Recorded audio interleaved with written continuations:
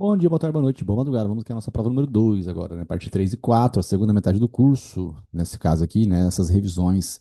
Eu comecei falando pela estabilidade, da parte trabalhista, na parte 4, né? Falamos ali sobre a gestante, tem estabilidade, agente sindical. A estabilidade nada mais é do que uma defesa, né? A lei cria ali uma proteção a algumas pessoas que ficam numa situação de evidência ou de vulnerabilidade. A gestante, por exemplo, a mulher, se ela engravidar, provavelmente ela não vai conseguir trabalhar todos os dias, vai ter que sair mais cedo, vai fazer exame, né? Várias situações. Então, naturalmente, o empregador mandaria essa pessoa embora, porque economicamente não faz sentido você ter aquela pessoa ali, né? Ah, acontece que a lei vem e fala, não, peraí, ó, nessa situação você não vai poder fazer isso, né? Porque nós não estamos criando uma estabilidade para ela, justamente pelas condições em que ela está agora. A mesma coisa acontece, pessoal, com o dirigente sindical. Para ele lutar pelos direitos trabalhistas, né, ele fica em evidência, o empregador não pode mandá-lo embora, tá bom? Tem membros do CIPA, no caso, somente tem estabilidade o representante do empregado, né, que é o vice, membros da CNPS, né, aqueles que representam algumas comissões nas grandes empresas, a pessoa que fica machucada por mais de 15 dias, né, machucada em serviço, que é o auxílio por incapacidade temporária ou auxílio doença acidentária, ficou machucado por mais de 15 dias, vai ter direito à estabilidade, né, auxílio doença comum não tem estabilidade. Dirigente sindical, gente, para mandar embora se ele cometer falta grave somente por meio de inquérito judicial de apuração de falta grave, né, ele também, os membros do CNPS, do Conselho Nacional da Previdência Social também. Tá? Gestante não. Gestante, se cometer uma falta grave, você pode mandar embora. Uma coisa é não poder mandar embora à toa. Outra coisa é não poder mandar embora porque deu um tapa na tua cara. Você pode sim mandar embora a pessoa que deu um tapa na tua cara. Os membros do FGTS também, né, do Conselho Curador do FGTS, eles não têm esse benefício aí. Eles têm estabilidade, mas não têm esse benefício de somente ser mandado embora por meio de uma ação judicial. A estabilidade do dirigente sindical é do registro da candidatura até um ano após o término do mandato, tá, gente? O que é importante aqui é a comunicação. Essa palavra aqui é diferente, olha só. Você não pode registrar a sua candidatura no curso, tá, do aviso prévio, mas você pode sim ter a comunicação feita pelo sindicato no curso do aviso prévio. Então, hoje você fez o registro da candidatura e foi mandado embora amanhã. Tem estabilidade? Tem. Foi mandado embora hoje, fez a inscrição amanhã. Tem estabilidade? Não tem. Foi mandado embora, né, fez o registro da candidatura hoje, tá? Foi mandado embora segunda-feira. A empresa não sabe ainda que você é dirigente sindical, mas aí o sindicato comunica que você já tinha se registrado. E aí? Aí você tem estabilidade. Tá bom? Beleza? Porque a comunicação ela pode se dar sim dentro do curso de serviço prévio. Alguns nomes aqui, membro do Conselho Fiscal, né, delegado sindical, essas pessoas, elas não têm estabilidade, tá bom? Beleza? Simples e fácil, como tudinho em língua portuguesa. Tá, aqui eu estava comentando sobre algum tipo de reintegração, né? Dispensa discriminatória, a pessoa perde os benefícios fiscais, cíveis e penais, né? Ela acaba se prejudicando, uma empresa se mandar embora um idoso, né? Só por ser idoso. A equiparação salarial, PEP, 4, PEP legal não, né? PEP 42, mesma produtividade, empregador, perfeição técnica e estabelecimento. Estabelecimento é o local. Você tem várias farmácias do mesmo dono. Um farmacêutico pode ganhar menos do que o outro, mesmo sendo do mesmo empregador. Por quê? Porque não está no mesmo local de trabalho. 4 anos na mesma empresa significa que quando nós estivermos trabalhando, se eu entrar numa empresa como professor e você entrar como assistente, você não vai ter direito a receber igual a mim. A não ser que depois você fique há mais de 2 anos na mesma função. Mas se eu entrei de professor, se entrou de assistente, há 4 anos na empresa, beleza. Só que já está você há 3 anos na mesma função. Você entrou como assistente, mas depois se tornou professor com 1 ano e meio. Pô, já está há 2 anos na mesma função? Beleza, dá estabilidade, ó. PEP 42, né? Tranquilo isso daqui. Lembrando que estabelecimento para fins de direito empresarial, né, ele é um conjunto de bens corpóreos e incorpóreos. Bens corpóreos, móveis e imóveis. Incorpóreos, patente, por exemplo, né, é um bem incorpóreo da empresa. Estabelecimento no direito empresarial é a mais abrangente. No direito trabalhista é só o local mesmo em si. Gente, aqui estava falando sobre o cabimento do RO, né? Cabe RO do juiz para o TRT, do juiz para o TRT, do juiz para o TRT, tá? E RR do TRT para o TST. Esse é o básico, né? Esse aqui é o básico, básico, básico, básico, básico. Só que aí, né, você olha para cá e fala assim, nossa, Rafael, por que que tem RO, às vezes, né, do TRT para o TST? Por enquanto, isso aqui é o básico. Ó. Se você tiver um trânsito julgado, pessoal, a ação rescisória vai ser no TRT, ou no TST. Depende do quê? Depende de onde transitou em julgado. Transitar em julgado, você tem que saber que aquilo que não cabe mais recurso. Então, se o juiz der uma sentença, se você não fizer nada, vai transitar em julgado, e se você verificar uma fraude, né, uma, uma prevaricação, uma corrupção do juiz, qualquer coisa nesse sentido, você pode fazer ação rescisória no TRT. Então, juiz, TRT, TRT, TRT, TST, TST. Por que eu falei juiz, TRT? Porque se transitar em julgado no juiz, é TRT. Se transitar em julgado no TRT, é no próprio TRT. Juiz, TRT, TRT, TRT, TST, TST. Por quê? Porque todo tribunal tem competência para analisar as suas próprias decisões. Todo tribunal tem competência para analisar as suas próprias decisões, tá bem? Sobre o cabimento de recurso de revista, mais para frente a gente explica um pouquinho mais, né, na ação rescisória, tá bem? Mas o foco era outra coisa. O foco era dizer o seguinte, gente, ó. E do TRT para o TST, pode ser RO? Pode ser RO. Quando você faz uma ação rescisória no TRT e você perde, cabe RO para o TST. Tá bem? Lembrando que você pode fazer HC no processo de trabalho. Por quê? Se segurar no seu passaporte, cabe HC. Você pode fazer HC no TRT, o juiz da execução, ele segurou o teu passaporte. Você faz o quê? HC no TRT, e aí se você perder, cabe RO para o TST. Sobre negociação coletiva pode ser um acordo coletivo de trabalho ou uma convenção coletiva de trabalho. O acordo coletivo ele é mais restrito a uma localidade específica em si, e a convenção coletiva é mais abrangente, ela pega uma base territorial um pouco maior, tá bom? Lembrando que a CLT, ela perde da negociação coletiva. A negociação coletiva prevalece sobre a CLT, sobre a lei, tá? Isso aqui é bem interessante. É claro que tem alguns mínimos, né? Tem o artigo 611A e B lá, que diz coisas que podem e não podem ser tratadas pela negociação coletiva, por exemplo, 13º, não pode tirar 13º, não pode tirar o terço constitucional, não pode tirar o mínimo de 50% do adicional, né, de horas extras, tá bem? Bom, gente, dissídio coletivo, se começar no TRT, cabe RO para o TST, tá? Dissídio coletivo começou no TRT, a sentença foi dada, não precisa transitar em julgado, quem ganhou já pode fazer ação de cumprimento e quem perdeu faz RO para o TST. Tá bem? Beleza, gente? Mais uma vez, então aqui, reiterando, né? Prescinde-se do trânsito julgado, dispensa a necessidade de trânsito julgado para que você possa fazer o seu RIO, né? Para que você possa fazer a sua ação de cumprimento. E em penal, pessoal, falamos sobre a proibição da reformácio em impédios. Lacan, deixa ela, cara. Falamos sobre a proibição da reformácio em impédios. O que que é isso? Deixa eu parar aqui, peraí, gente. Bom, falando aqui sobre a proibição da reformácio em impérios, o que que é isso? Proibição da reformácio em impérios acontece quando somente a defesa recorre, tá? Por quê? Porque não faz sentido, né? O TRT, ou, desculpa, no caso assim, o TJ ou o TRF, não poder reformar uma decisão para pior quando o promotor recorreu. Pô, se o promotor recorreu é porque ele quer que piore a situação, né? Então existe a forma de forma direta, quando somente a defesa recorreu e o próprio TJ já troca a pena de 2 anos para 3, ou quando o TJ anula e aí um outro juiz dá uma pena um pouco maior, tá? Quando somente a defesa havia recorrido, tá bom? Então, só se fala em reformação impérios quando somente a defesa recorre. Do contrário, isso não vai acontecer. Tá bem, gente? Já volto a falar de penal, tá? Já volto a falar de penal ali pelo nosso caderninho, né? Hoje eu não desenhei tanto o penal, porque muitos assuntos já são repetidos, né? A gente tem que ganhar tempo, tá bom? Mas aqui rapidinho, né? Em trabalhista também, acabou que essa folha ficou diferente. É porque um aluno teve uma dúvida e eu acabei retirando a dúvida dele, né? Sobre a responsabilidade subsidiária da administração pública, no caso das terceirizações. Numa terceirização, se você é empregado de uma empresa que ganhou uma licitação para prestar serviço público para a administração pública, você cobra dessa empresa. Se ela não te pagar, subsidiariamente você vai para cima da administração pública. A defesa da administração pública, né, o procurador do Estado, né, a procuradora, eles vão se defender dizendo o seguinte, que o Estado ele elegeu a melhor proposta. Né? O que que é isso? Culpa em elegendo. É porque o Estado ele fez o processo de licitação, então ele fez a eleição da melhor proposta. Agora, a fiscalização é que, às vezes, carinha. A fiscalização, que às vezes a administração pública não faz, e aí é onde que a administração pública tem responsabilidade subsidiária. Tá bom? Beleza, gente. Aí, vamos aqui agora ver um pouquinho ó, de penal e processo penal, gente. Ó, nessa estrutura lógica aqui, ó, bem simples, né? Procedimento ordinário ou sumário é esse caminho aqui ali no tempo do processo. Notícia crime, inquérito policial, o Ministério Público propõe acordo na persecução penal, oferece denúncia, recebe denúncia, citação, resposta à citação. No sumaríssimo, termos circunstanciados de ocorrência, mais o termo de comparecimento. Né? Isso aqui eu fiz para dizer o seguinte, era sobre inquérito policial. O inquérito policial, pessoal, ele acontece mesmo nos crimes de ação penal privada, no sumaríssimo, tá? Ele é dispensável. O que que é dispensável? Não precisa dele se o promotor já tiver provas suficientes para embasar uma ação penal. Se o promotor tiver um HD externo cheio de provas, né, de um crime específico em si, de pornografia infantil, por exemplo, que tem ali estupro vulnerável, então você consegue ver que ele pode embasar uma ação penal sem indiciar ninguém, né? Desculpa, sem o delegado indiciar ninguém, tá? Pode fazer uma ação penal já direto, ou seja, num crime hediondo é possível dispensar o inquérito policial. Também vou aproveitar e vou falar aqui dos pedacinhos específicos então, do inquérito policial. Olha só.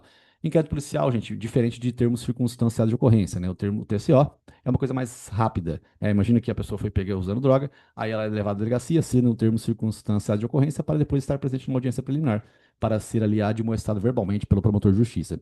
Ou um outro crime qualquer que seja de menor potencial ofensivo. Tá? Nota que eu estou fazendo um comentário da diferença entre inquérito policial e termos circunstanciados de ocorrência. É uma coisa mais simples. Só que é possível, sim, numa ação penal privada, também ter o inquérito policial. Ele pode iniciar de ofício, gente. O delegado de polícia ele pode ver o que está acontecendo, numa prisão em flagrante, por exemplo, ele pode dar início ali ao inquérito policial. Cabe ação penal privada, cabe inquérito policial, então, em ação penal privada, né? Nos crimes condicionados à representação, depende de representação da vítima, obviamente. Tá bem? Proibição de reformar CPERS, comentei. Sobre o procedimento aqui, eu vou de novo ali, né, e voltar para os desenhos, tá? Esse procedimento aqui, pessoal, bem importante, ó. Inclusive, se você observar bem, os dois que estão alaranjados aqui têm a mesma função. Tanto o acordo de não persecução penal quanto a transação penal, eles suspendem o processo. O que que é isso? Eles fazem com que o processo não ande mais, na verdade, né? Nem inicie aqui, porque não começou, o juiz não recebeu a denúncia ainda, né? E se o réu cumprir as condições, extingue-se a punibilidade. Se o réu não cumprir as condições, vai iniciar o processo, o promotor oferece a denúncia. E o interessante aqui é que não estava correndo prescrição. Não faria sentido, né? O réu aceitar o acordo, ficar ali cumprindo um tempo só, a hora que ele vê que está prescrevendo, ele para de cumprir o acordo na persecução penal ou a transação penal. Isso não pode acontecer. É igualzinho, né, que nós estávamos comentando sobre a suspensão do processo em direito constitucional, né? Ou sobre também a, a comissão de conciliação prévia no processo trabalhista, ou sobre você esperar o juiz homologar um acordo na justiça do trabalho. Também uma situação que, se você está esperando, não está correndo prescrição. Depois você pode fazer a sua ação, né, a sua reclamação trabalhista, que você não perde o prazo de 2 anos para poder iniciar e lutar pelos seus direitos. Tá bem? Ou, né, o do seu cliente. Bom, vamos lá. Ó, só a título de curiosidade, pessoal, o procedimento sumaríssimo, né? Ele tem aqui penas máximas iguais ou inferiores a 2 anos para ser de competência dele para julgar. Nota, pessoal, que o procedimento sumaríssimo, ele leva em consideração a pena máxima em abstrato, ele não leva em consideração o valor da sentença. Você pode ser julgado, por exemplo, por um crime de furto, e você pode pegar uma pena de 2 anos. É G-crime? Não.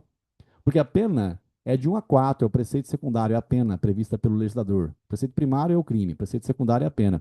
A pena é de 1 a 4. O juiz pode dar uma sentença, né, que a condenação é de 2 anos. É do GCRIM? Não é do GCRIM, gente. É porque estava sendo julgado no ordinário ou sumário. Então, o que leva em consideração a competência do GCRIM é a pena máxima em abstrato. Abstrato, tá? Não é a pena concreta. Abstrato, pessoal, aquilo que eu não sei quanto que deu ainda. E aí, eu trouxe aqui para vocês, né, a baila lacrando. Deixa ela, carinha. Trouxe a baila aqui com o prazo do desembarque da declaração, pessoal. Tudo quanto é processo, 5 dias. Até no processo penal, 5 dias. Mas no processo penal é de 5 dias, tá? No GCRIM, não de 2 dias. É até estranho, né? Contrassenso aqui, porque o bar de declaração, tudo 5 dias. Inclusive no GCRIM, que a competência, né, é de 2 anos. Olha só, de 2 anos não, desculpa. De 2 anos. A competência é 2 anos, pena máxima de 2 anos. Tá? Podia a gente fazer uma analogia, mas não dá certo essa analogia aí, não.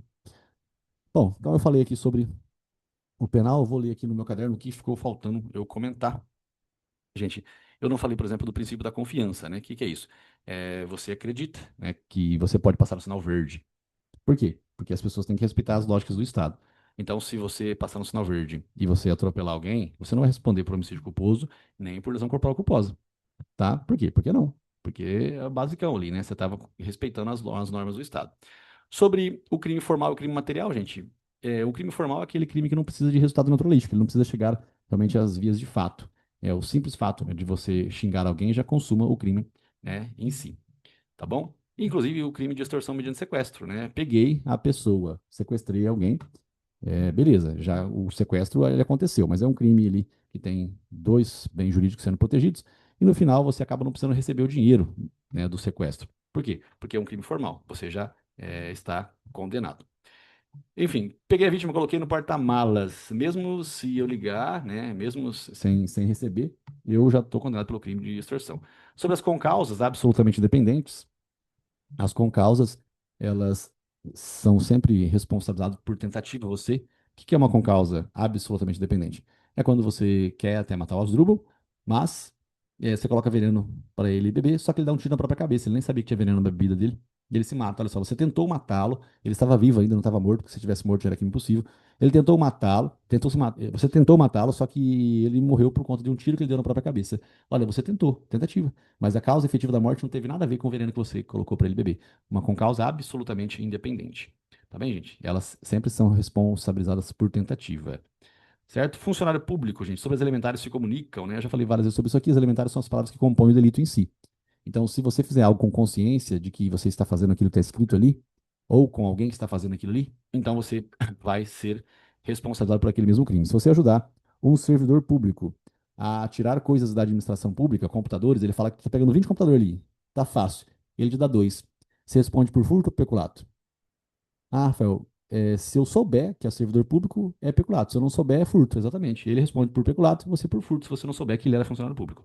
Diferença entre culpa consciente e dolo eventual. O dolo eventual você não está nem aí, né? Você assume o risco de produzir o resultado. Na culpa consciente, não. Você prevê, mas você acredita que pelas suas capacidades você não vai causar aquele prejuízo a ninguém. Dolo direto e dolo indireto, pessoal. O dolo direto é aquele que você quer, o dolo indireto é aquele que você assume risco. O dolo eventual. Ah, se morrer, morreu. Tá bom? Beleza, gente. Sobre a omissão imprópria. O que que é omissão imprópria? Omissão imprópria são aqueles crimes comissivos por omissão.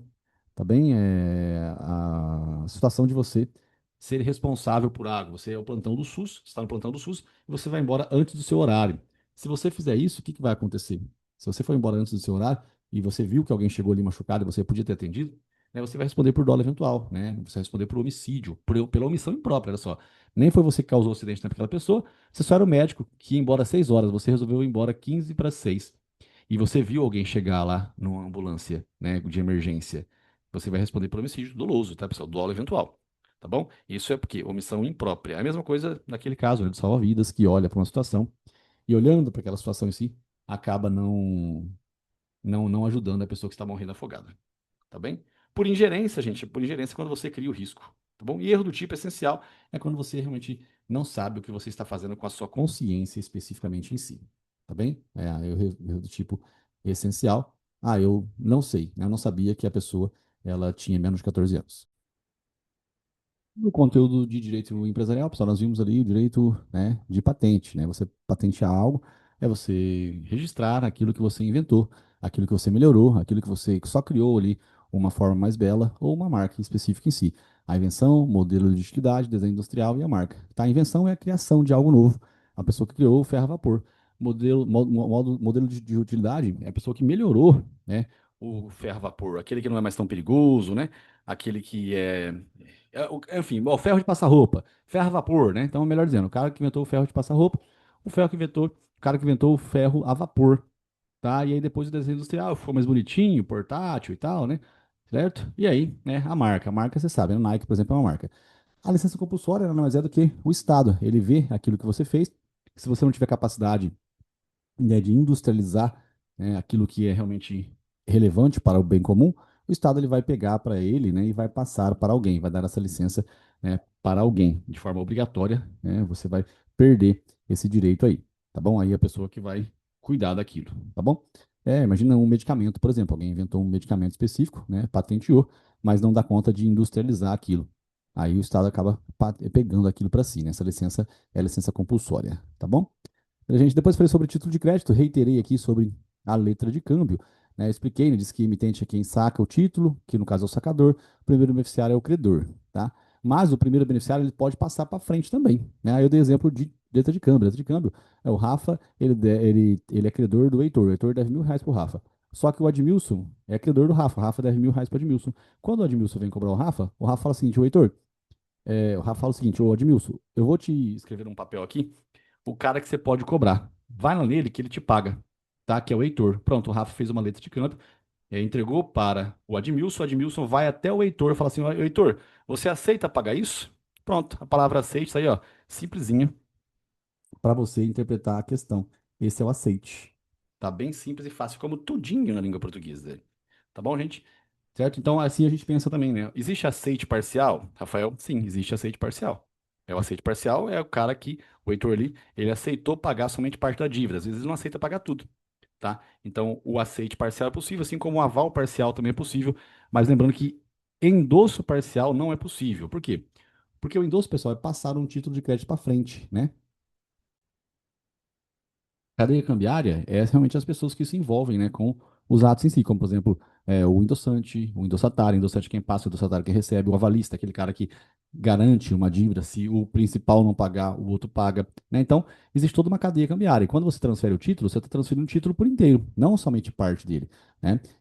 Esse é o endosso, um endosso normal, tá bom? De passar de uma pessoa para outra, tá? É o endosso translativo que fala, é o endosso simplesmente isso, tá? Então existe aqui aceite parcial, existe aval parcial, existe endosso parcial. Não, endosso parcial não existe. O cheque, pessoal, ele não precisa de protesto para ser executado se a pessoa não pagar na data correta. tá? Agora, a letra de câmbio, ela precisa ser protestada, assim como outros títulos de créditos. Acontece que você pode inserir uma cláusula, cláusula sem despesa. A cláusula sem despesa, ela dispensa a necessidade de protesto em um título de crédito, tá bom? É o que acontece. Beleza, gente? Depois não, né? Primeiro eu vou aqui pegar aqui o Wordzinho não, né? Pegar aqui o caderno e falar as coisas que nós vimos, né, sobre esse assunto em si. E caso, ou, cara, ficou faltando aqui falar sobre o processamento, né?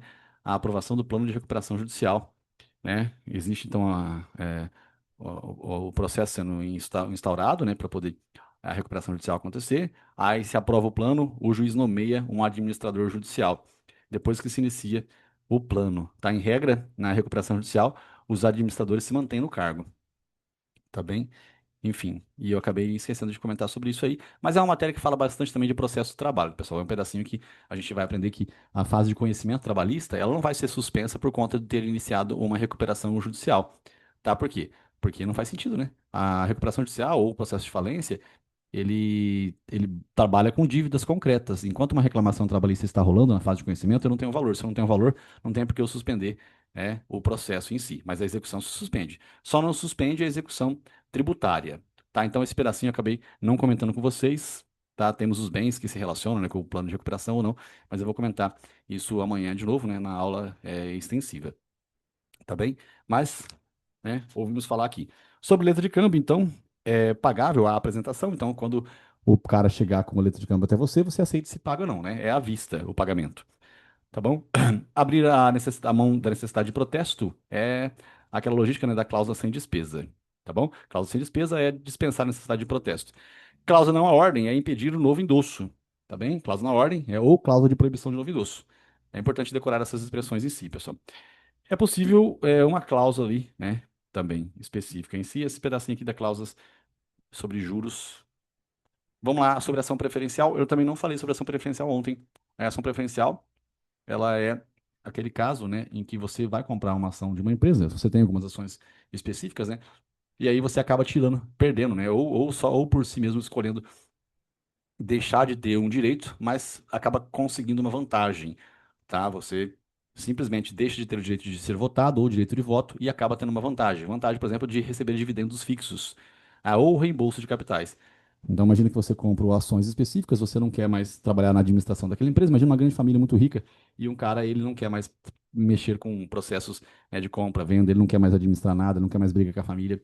Ele pega e recebe uma ação preferencial. Ele perde o direito de votar e de ser votado, mas ele recebe dividendos fixos, ó. Todo mês ele vai ganhar lá 300 mil reais por mês, né? Isso acontece em algumas famílias muito ricas, pessoal. O cara, ele mantém as ações da empresa, né? Ele acaba perdendo algum direito, mas ele tem uma vantagem, né? Ele recebe esses valores fixos por mês e às vezes até o reembolso de capitais. Numa situação específica em si, ele é o primeiro a pegar o capital dele. É porque o capital é aquele que formou a empresa está existindo de acordo com a estrutura lógica dela, né? E às vezes ela começa a ter alguns problemas, ele vai ter ali, prioridade para reembolsar, pegar o seu capital de volta. Ele pode ter os dois, ou um só dos dois, né? Dividendos fixos ou reembolso de capitais. É, bom, beleza, isso aqui eu falei. Sobre isso aqui eu também comentei. Aí sobre o caso de direito do consumidor, cartão de crédito, né, que você não pediu, tá? Você é consumidor por equiparação, você é vulnerável, né? Na vulnerabilidade não exige a hipossuficiência.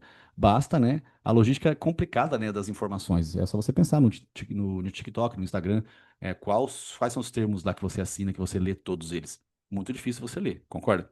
Por este motivo, né, que a gente acaba sendo vulnerável, sim. A vulnerabilidade não necessariamente é financeira, tá? Ela é informacional também, certo? Beleza? Bom, esse aqui é o conteúdo. Pessoal, acho que não ficou faltando nada. Eu acabei comentando um pedacinho de processo civil também, né? Eu trouxe a baila aqui dizendo que as decisões que acontecem antes da sentença são interlocutórias, passíveis de agravo de instrumento. Mas acaba que algumas decisões, pessoal, não são passíveis de agravo de instrumento. E aí você perde o direito de recorrer, igual no processo de trabalho? Não. Você pode recorrer, né, em preliminar de apelação. Tá bom? Olha só, a apelação ela ataca a sentença, mas ela também pode mencionar sobre coisas que na fase de conhecimento você não pôde se manifestar, como por exemplo a ausência de uma testemunha que você queria ouvir e o juiz não deixou, tá bom? Aí eu trouxe a baila também, falei sobre a sentença. Quando você registra a sentença, né, você vai dar uma garantia real para ela. Isso é prioridade no recebimento de eventualmente, né, uma empresa que vier a falir e você vai cobrar, tá bom? E aí, gente, aqui, né, a tutela provisória de urgência. É diferente da evidência. Na evidência não tem urgência, na urgência pode ser antecipada e cautelar, né? A tutela provisória de urgência antecipada, ela se divide em antecedente e incidental. A antecedente, pessoal, é aquela que a cirurgia no coração tem que ser feita hoje. Tá, olha só, o pedido está aqui no comecinho, o resto do processo vai acontecer depois. A incidental não, o processo começou normal, mas acidentalmente, né, teve que fazer antes do final do processo de cirurgia no coração. Tutela provisória nota que foi, aqui ó, antecipada, foi urgência. Urgência, tá? Tutela provisória de urgência antecipada antecedente, a urgência no início. Tutela provisória de urgência antecipada incidental, a urgência no meio do processo, ou no final, tá? E aqui, então, temos tutela provisória de urgência antecipada antecedente. Nessa aqui, no TPA, ela se torna definitiva se a outra parte não recorreu. O juiz deixou fazer a cirurgia no começo. O plano de saúde não contestou?